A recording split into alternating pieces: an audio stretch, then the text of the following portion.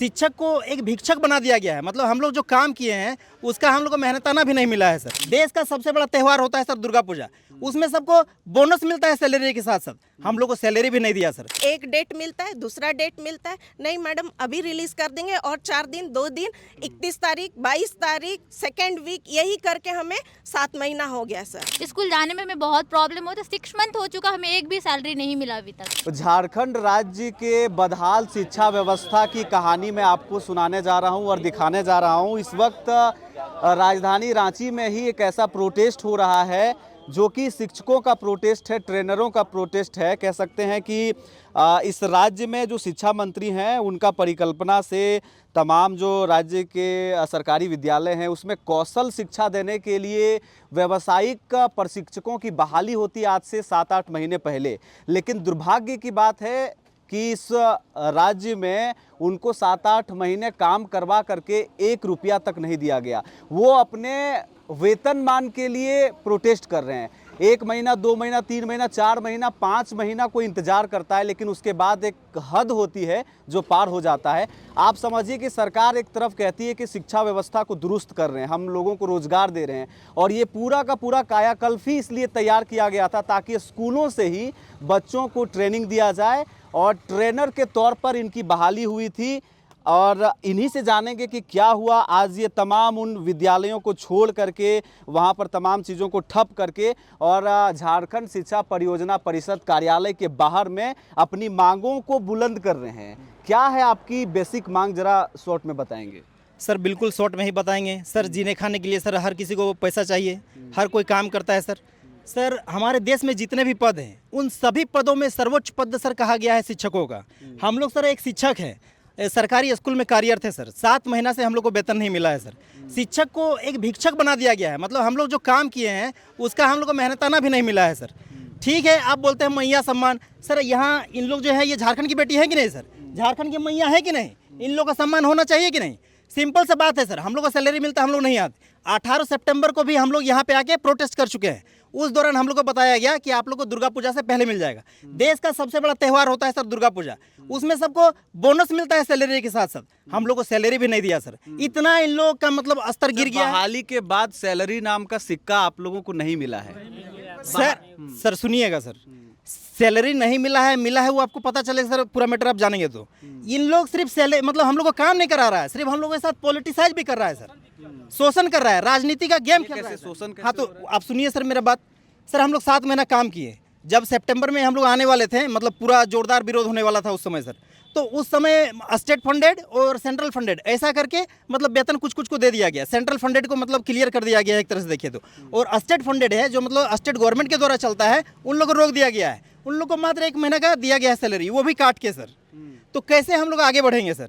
और मतलब दुर्गा पूजा के पहले हम लोग को बोला जा रहा था कि आप लोग को सैलरी दे दिया जाएगा 2-3 दिन में ही, और ये 2-3 दिन ये 7 महीना से कंटिन्यू यही हम लोग को कहा जा रहा है कि 2-3 दिन में आपको मिल ही जाएगा। सर अब मेरा बात में अगर विश्वास नहीं है तो यहीं से आप किन्हीं को हेड ऑफिस फ़ोन करवाइए और उसको आप रिकॉर्ड कीजिए, यही बोला जाएगा कि नहीं नेक्स्ट वीक आपको मिल ही जाएगा। और जितने भी भीटी हैं सर सब हाईली एजुकेटेड हैं, मतलब झारखंड के हम लोग स्थानीय निवासी हैं। बाहर से लोग आते हैं, उन लोग यहाँ काम करते हैं, हमको किन्हीं से कुछ आपत्ति नहीं है। हम लोग का यहाँ घर है सर, दादा परदादा पूर्वजों का है। हम सर विस्थापित परिवार से आते हैं, मतलब देश का विकास में मेरा योगदान है। आज हम ही लोग का मतलब विकास नहीं हो रहा है सर।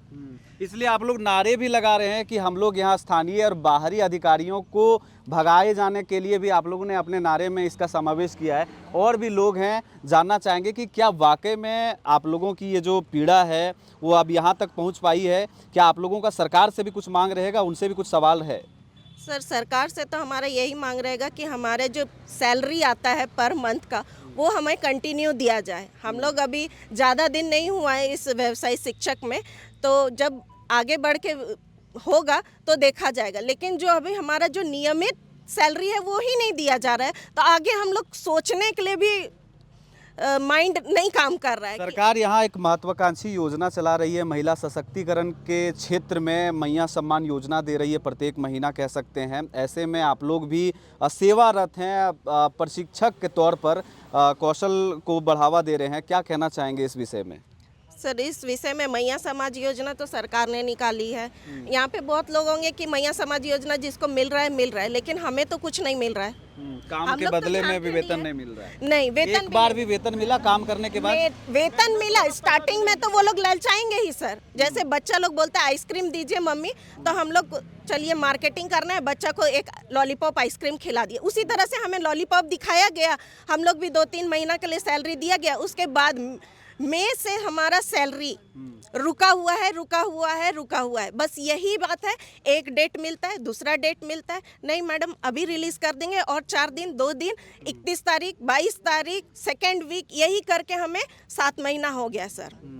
मतलब कि समझिए 7 महीने से इनकी वेतन रुकी हुई है, वेतन नहीं मिल पा रही है। क्या केवल 7 महीने से आप लोग काम कर रहे हैं?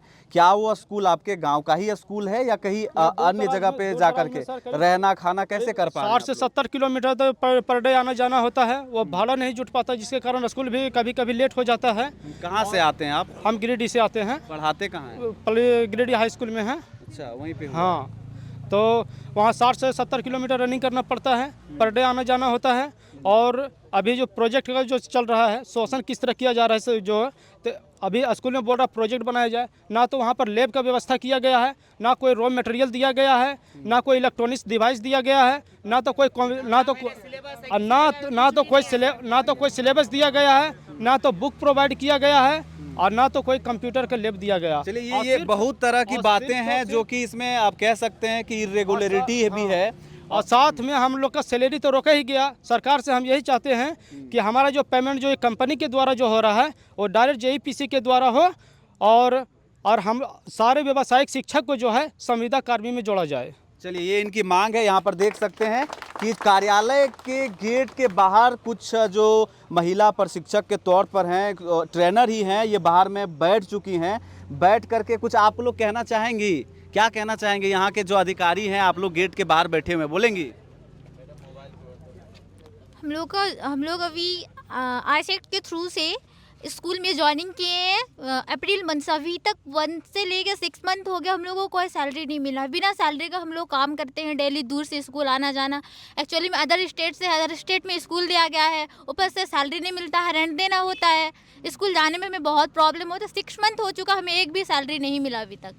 तो देखिए इनकी समस्या ये है, और लगातार ये अपनी मांगों को बुलंद करते आए हैं, लेकिन सरकार से भी एक बड़ा सवाल होगा इनका, और लगातार ये सवाल भी करते आए हैं कि जिस तरह से आप एक तरह से पाइपलाइन बना रहे हैं, लोगों को जोड़ने की कोशिश कर रहे हैं, उसमें शिक्षकों की बहाली कर रहे हैं, प्रशिक्षक के तौर पर भी बहाली कर रहे हैं, लेकिन अगर आप ऐसे लोगों को सैलरी ही नहीं देंगे तो ये कैसे पढ़ाएंगे? इनकी ही अपनी मानसिकता में जो कमजोरी है वो देखी जाएगी, जिसके बाद से आप जो कल्पना करते हैं कि बच्चों की विकास होगी, उनके कौशल विकास में जो भूमिका रहेगी वो कैसी होगी, आप इसकी कल्पना खुद कर सकते हैं। आप ओंकार झारखंड देख रहे हैं, मेरा नाम है रवि भास्कर। जोहार।